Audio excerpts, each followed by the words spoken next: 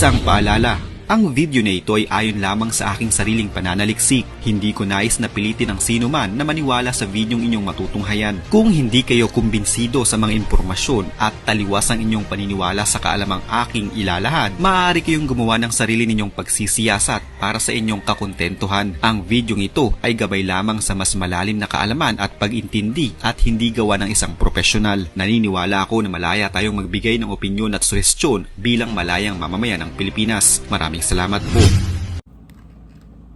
Magandang umaga, magandang tanghali, magandang hapon, magandang gabi, magandang madaling araw, saan ka mang parte ng mundo. Ako po si Bong Lustre. Gusto ko lang po sanang i-share kung bakit nagkakaganito ngayon yung 2025 natin. Sa panahon ng 2025, mula po nung January hanggang ngayong June, 7 artista na po yung 8 artista na po yung namamatay. Simulan po natin kay Freddy Aguilar na namatay siya nung May 27. Tapos po kay Perita Colares, namatay po siya nung April 12. Sumunod po si Deli Rason po, namatay nung March 15. Si Nora Honor po nung April 16 po.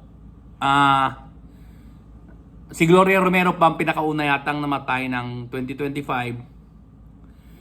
Tapos po si Ricky Davao namatay nung May 1. Tapos po si Haji Alejandro po namatay nung April 21. At yung pinakahuli po, nung May 27, namatay po si Red Stember. Si Red Stember po, yung isa po sa mga bida ng TGIS, pinaka-idolo ko po.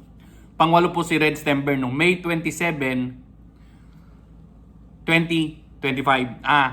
Birthday niya po nung May 30. Sana po na inabutan niya po yung 51 birthday niya. Kaso lang po, 3 araw bago yung birthday niya, namatay na po siya. Hindi po natin alam kung ano yung kinamatay niya. Kaya po, nakikiramay po ako sa buong industriya ng mga celebrities na yan. Kasi po, isa po ako sanang gustong-gustong yung bata ako, gustong-gusto ko mag-artista. Pero hindi po ako pinalad. Hindi po ako pinayagan ng nanay ko na mag-artista. Kasi sabi niya, tapusin ko na po yung pag-aaral ko at yun ang magiging puhunan ko para Kaya lang po, talagang frustrated pa rin ako maging artista. Kaya po sana po dito na lang sa YouTube channel na to na suportahan nyo na lang po yung pangarap ko. Sana po na nyo po. Tinatanong ko lang po yung mga kababayan natin na bakit po naging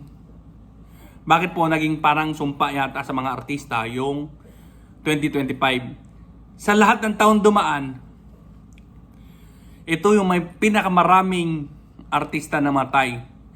Kalahati pa lang po ng taon, 8 artista na po.